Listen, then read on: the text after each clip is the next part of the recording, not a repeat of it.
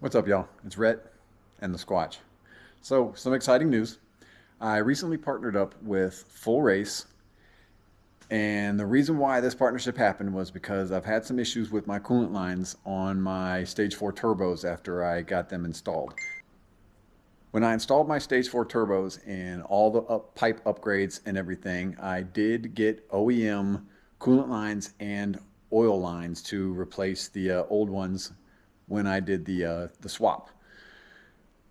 After the install was complete, I noticed that I had a small leak in my coolant lines, and it only happened when I really got on the turbo. It would spray out coolant, not super fast, but it would come out where it was noticeable, where I could see it under the truck coming down my white suspension parts. So I reached out to FullRace, and FullRace has sent me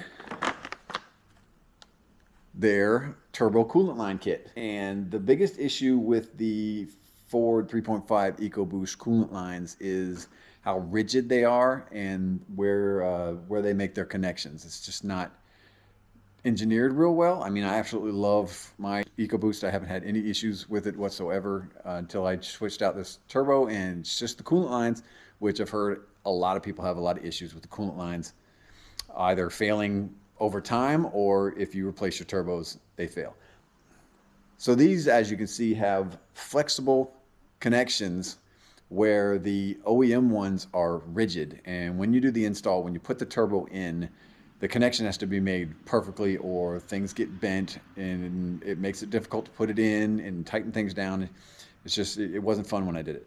So these are flexible, and also they're AN fittings, and they're just, they're beautiful, and I can't wait to get these put on. So, like I said, I partnered with FullRace. They sent me these, and we're going to do a walkthrough, my experience of what we're about to go through with putting these on my truck with my Stage 4 turbos. So please, if you guys like, subscribe, and ask questions if you got them. I'll put links to all the products down below so that everybody knows where I got it from and where they can find it.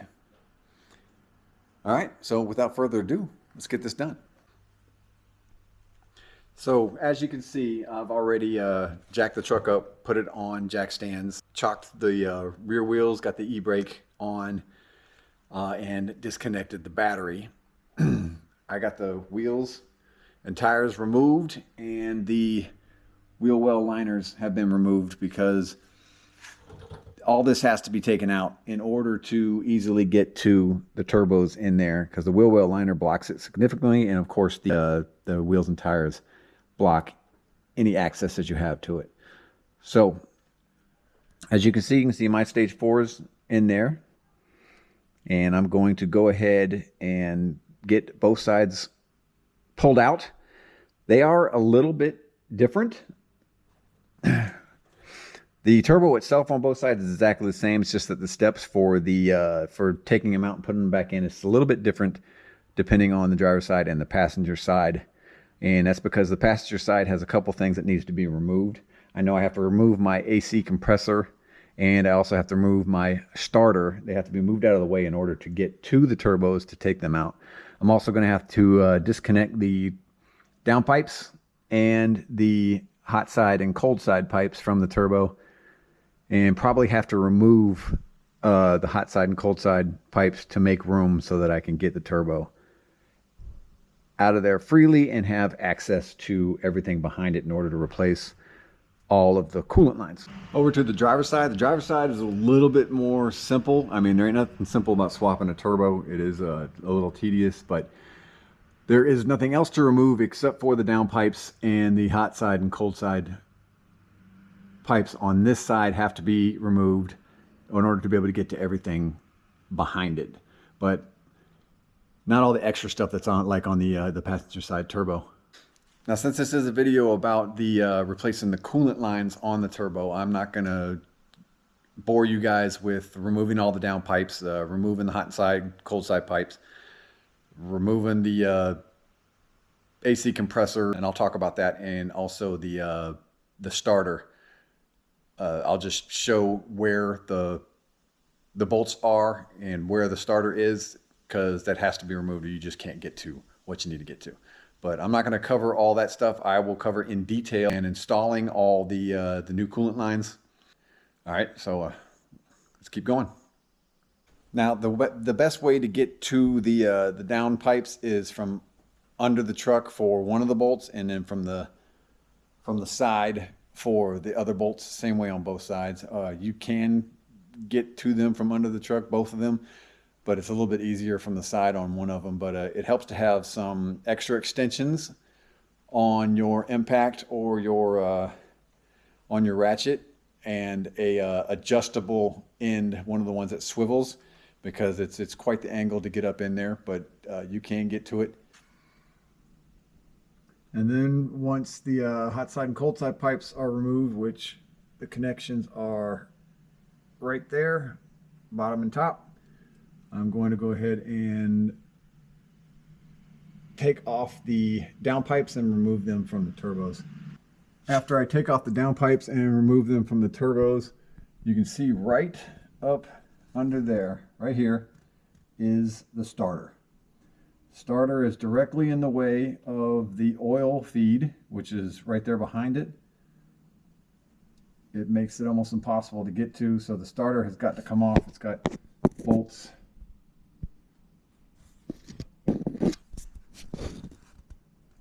there that have to be removed. And there's a couple on the back side of it that have to be removed as well. Okay, so one very important step before you remove your turbos, do not forget to drain your coolant. Just make sure that you drain as much of the coolant out as possible, even though when you disconnect the coolant lines from your turbos, you're still going to get coolant spraying out, but you won't get nearly as much.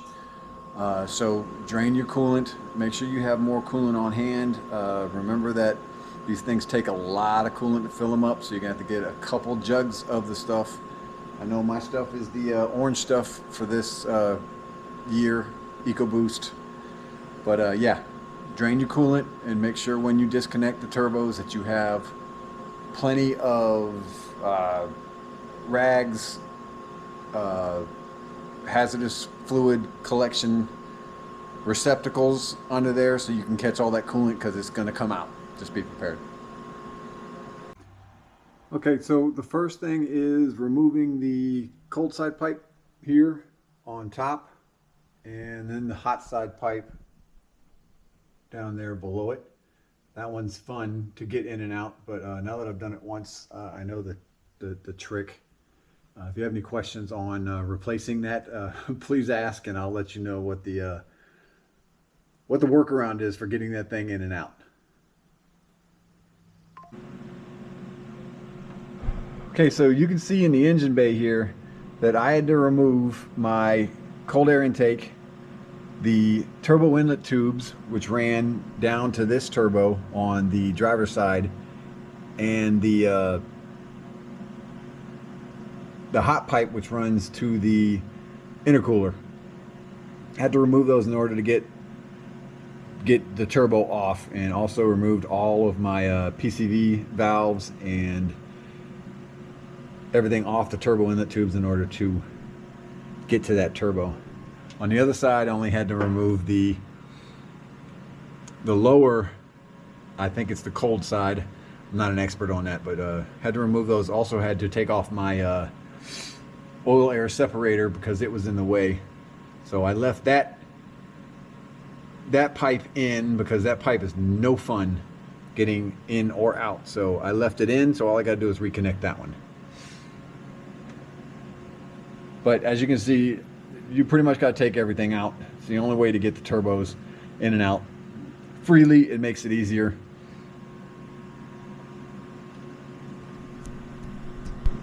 Okay, so the turbos are out on the driver's side. As you can see, all that's left is the manifold there, still in great condition.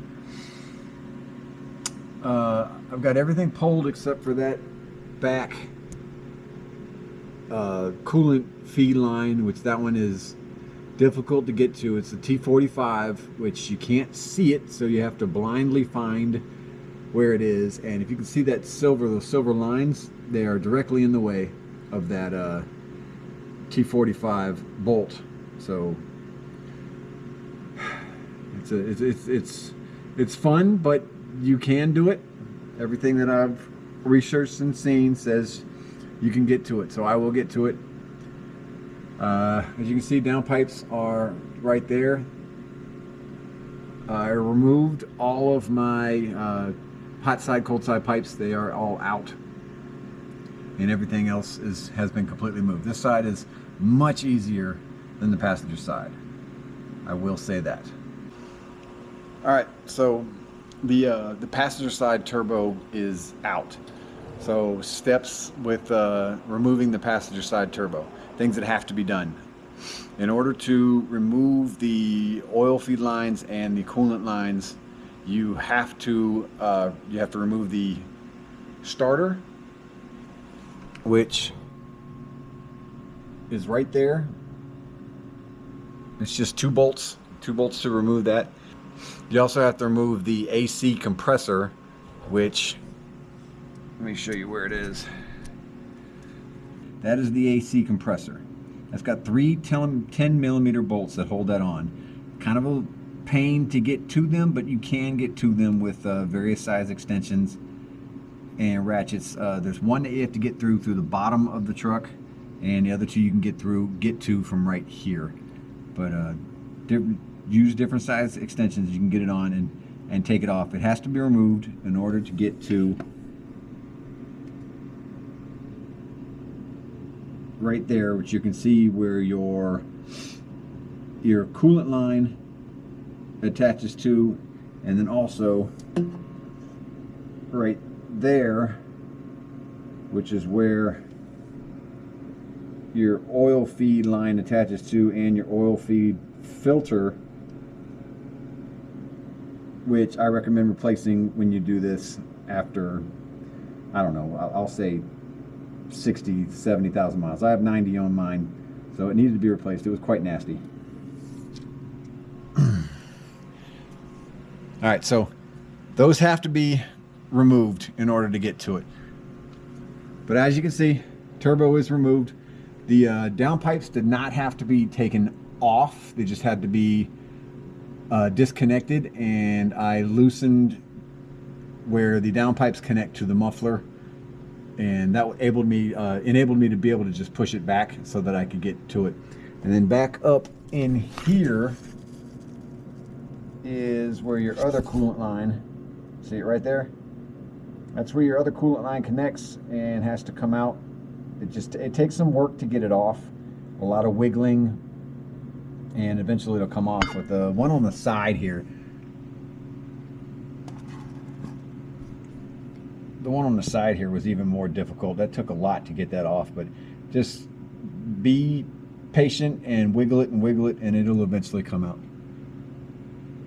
Okay, so I also had to remove hot and cold side pipes, as you can see. One of them is right there. I took the boot off and just kind of moved it up, because that's the one that takes some finagling to get in. So luckily I didn't have to pull that out. I just pulled the boot and moved it up a little bit, so I don't have to redo that one. But the bottom pipe, which is, I don't remember which one, is the hot or the cold side, but it had to come out. But that one's a lot easier to get in. And then your bottom oil feed line goes in right there. Okay, so here is the driver's side turbo. Still has all the OEM lines in it. Now if you look on the inside of this coolant line fitting right there, you can see the gasket on the inside is bent. It is pushed to the side, which is one of the reasons why these don't seal very well, because when you're trying to put the other end into that, it has to fit in there perfectly. If it don't, the O-ring sideways and you don't get a good seal. Moving over to the passenger side turbo, same thing. Look on the inside. You can see that. See how it's turned? And this is the one that was leaking. This one is still straight. That one's easier to do. I've already taken the crush gaskets out of the turbo to exhaust manifold connection, and I'm going to replace those. It's recommended that you replace those anytime you take the turbos off, put them back on. Alright, so we're going to go ahead and put these on next. Okay, so here is the driver's side turbo. Still has all the OEM lines in it. Now if you look on the inside of this coolant line fitting right there, you can see the gasket on the inside is bent. It is pushed to the side, which is one of the reasons why these don't seal very well. Because when you're trying to put the other end into that, it has to fit in there perfectly. If it don't, it pushes it pushes the gasket, the O-ring, sideways, and you don't get a good seal. Moving over to the passenger side turbo. Same thing. Look on the inside. You can see that. See how it's turned? And this is the one that was leaking. This one is still straight. That one's easier to do.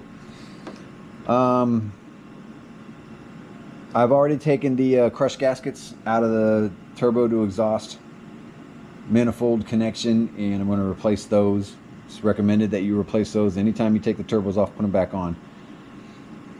Alright, so we're going to go ahead and put these on next. Okay, I just wanted to go over something that I discovered on the driver's side coolant line connection that's in the block, that's on the back of the engine block, the one that's kind of hard to get to. Everything that I've read and saw on YouTube and everything has said that that connection is a T45 hex or T45 Torx, just like the rest of the connections are all T45s.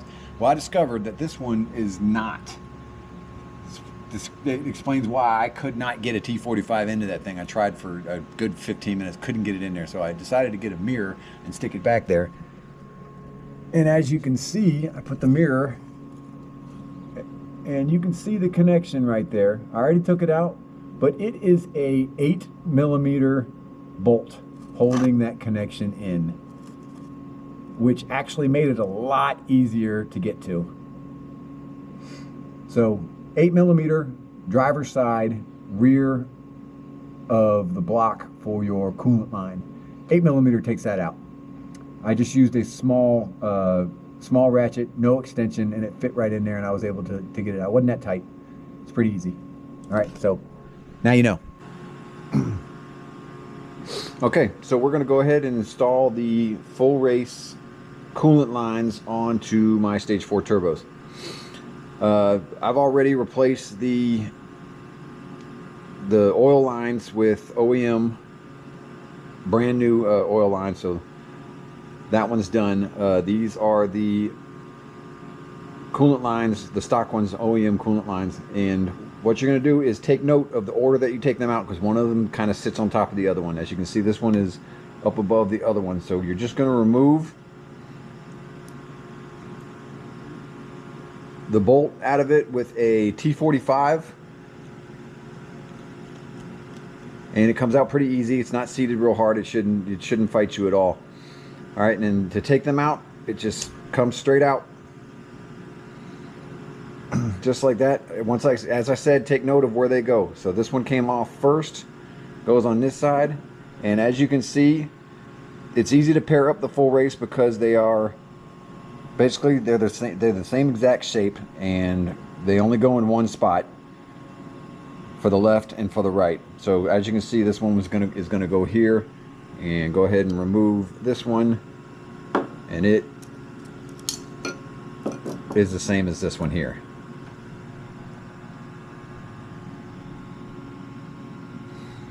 Okay, so this one came off second, so you're going to take the FullRace one and just pop it in there. Make sure before you do it, this is helpful, to use some O-ring lubricant I already put it on around the O-rings that are on the connections. All right, so that one goes on first. This one goes on second. Pop right on top. And you line them up so the hole is right. And replace the bolt. And then you will tighten that down with a T45. Now you're going to do the same thing with the passenger side one. Not going to go through that, it's self-explanatory. You do the exact same thing. You take it off and take note of which one's on top, which one's on bottom, and replace them with the FullRace. All right, then when you're done with that, make sure you go ahead and replace your crush gaskets for your turbo connection to the manifold before you reinstall. Okay, so we're going to start with the driver's side turbo on putting it back in. And you'll notice on the driver's side that this coolant line, the one that goes to the back of the block, does not have the connection in it. The reason why that is because it makes it easier to put it in on that side. If you install the AN fitting into the block first and then slide this in when you install the turbo itself. On the passenger side, it is already installed for you. So what you have to do is, once you get this slid on there nice and tight, you have to get back there and move this clamp in order to seat this down properly. Okay, so on the driver's side, go ahead and take your connections for your coolant lines. You can see one right there. Go ahead and pop it in because the line from the turbo is just going to screw onto that. And then I went ahead and installed this one so I can just screw in the coolant line back there. And everything else is ready to put the turbo in place. So we're going to go ahead and do that. I'm filming this on myself. I'm sure you guys don't want to sit here and watch me struggle putting this turbo in place. So what I'm going to do is I'm just going to put the turbo in. The first thing I'm going to put on is the oil feed down there on the bottom, which is the big opening. So I'm going to put the oil feed in first, push that in, and then secure the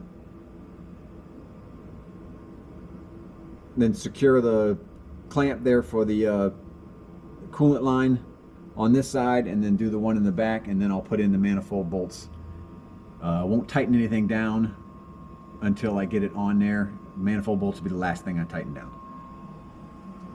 All right, so through some trial and error, I was trying to put this in with the fitting already in the block, and it's almost impossible to get your hand in there to tighten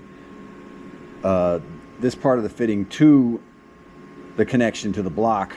So I'm going to just go ahead and connect it to the turbo, have it tightened down so it's good, and this one will slide in, and we'll leave this one the way it was, because it's easier to get my hand back there and try to tighten this, and then I'll be able to get a wrench in there to tighten it down once it's connected. All right, so I'm gonna go ahead and put this in. All right, so finished product. Driver's side turbo is reinstalled, downpipes back on, all the fittings are tight. Make sure, something that I learned from the first time I did this, make sure you don't over tighten these here, because they will shear off, and they don't have to be super tight, just enough till you feel it snug. And if it doesn't want to push, don't push it, because they will shear off.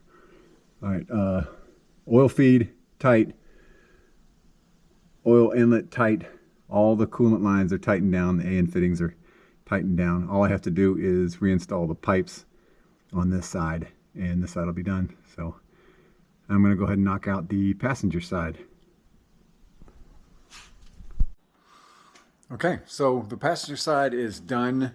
Got everything reconnected again. All the pipes and everything are tightened down. I made sure to check everything twice to make sure everything was tight. All the coolant lines, oil lines, everything went back through and made sure everything was tightened down. One of the things I always say is 1 is none, 2 is 1. So always check it twice to make sure. So as you guys can see, everything is back on. Turbos are back in there. Cold air intake back in. So once you get done with everything, do not forget to refill your coolant and burp your coolant lines. Good idea to check your oil level. Actually, if you want to be super safe and super proficient about it, change your oil just in case there was anything in the oil as you were doing the change, in case anything got into any of the lines of the openings where you took the oil lines off. So it's probably a good idea to just go ahead and change your oil while you're at it. But everything is all back together. I got the wheels back on. I have the wheel well liners back in. I did do a I don't know what the exact term is for the start, but it's when you turn it over without actually starting the engine. The way to do that is all you do is you turn the key all the way on without turning the engine on. You put your foot all the way down on the gas and hold it down, and then you turn the key to start it. And the vehicle will not start, but it'll continue to turn over. And you do that for about 6 seconds, and you watch the oil pressure gauge, and when it goes up, you stop. If it doesn't go up by about 6 seconds, then go ahead and stop. Something's wrong. But yeah, you go ahead and stop when the oil pressure gauge goes up to halfway. And I did it twice just to make sure. And what that does is that flushes the coolant and the oil back in through your engine and through your turbos and everything. Once I did that, I started it up and let it idle for a while. Of course, you're going to smell some burning oil and some burning coolant as the engine gets hot. I checked everything. I made sure my wastegate actuators opened up and closed, and I threw no codes. And then I took it for a test drive and threw no codes, and there were no leaks. So successful install of the FullRace coolant lines. Everything went on beautifully. Of course, there were hiccups, but there always is. You guys know how it works. An install that probably should have taken about 6 hours took me about 3 days. But hey, I'm not a mechanic, but I learned a lot about my vehicle. So we're good. Next thing we're going to do is I'm going to do a cold start for you guys and rev it up so you guys can hear it. And yeah, it's all done. So I hope you guys enjoyed. I hope this helped you guys out, some of the areas, some of the things that I've learned. Hopefully it helped you guys. If you're going to do this in the future, if you have any questions at all, please hit me up in the comments. Hit me up on Instagram, AK_Ecoboost_ the Squatch. Hope you guys enjoyed the video. If so, please like, subscribe, and until the next one, take care.